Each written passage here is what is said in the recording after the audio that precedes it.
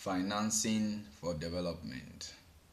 In studying financing for development, I have identified one key element to address, being illicit financial flows. Illicit financial flow is the process of resources leaving a nation illegally through tax evasion, international bribery, and money laundering. Looking at illicit financial flows, we realized from the studies carried on by OECD and presentation of the former Minister of Finance of Nigeria, we realized that funds that leave developing nations to developed nations are far more greater than the official development assistance and foreign direct investment that these same developed nations offer to the developing nations. It is therefore of paramount importance for nations to pay particular attention on tracking down those practicing illegal flow of resources. Domestic resource mobilization of nations can only be amplified by nations trying to close up the gap of financing that leave their respective countries illegally. We have equally realized that state populations are delegitimized.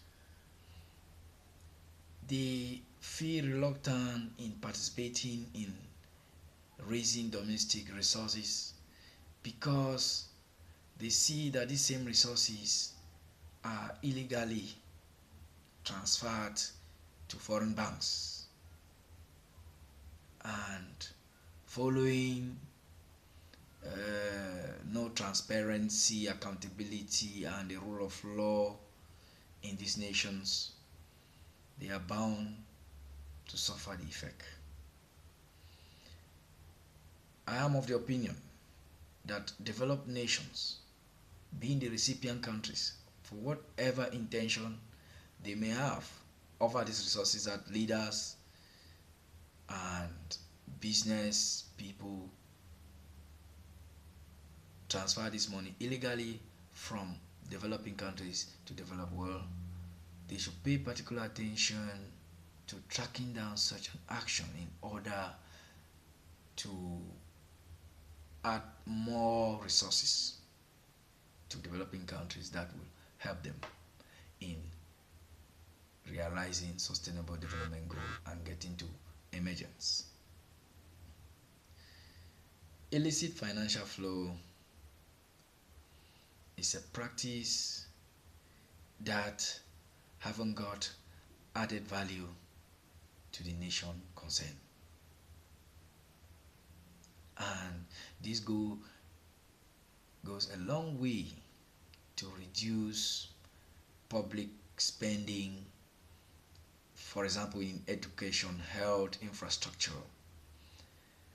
These resources that are illegally transferred are resources that could have been used in improving on the health situations of the countries concerned, education, and other developmental aspects.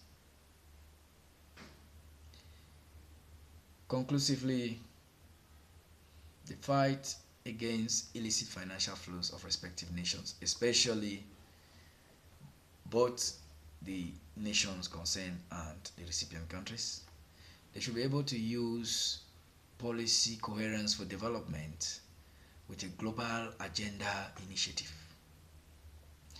This will help to harmonize the process of domestic resource mobilization, which is a key component of the Sustainable Development Agenda Goal 2030 realization. Thank you.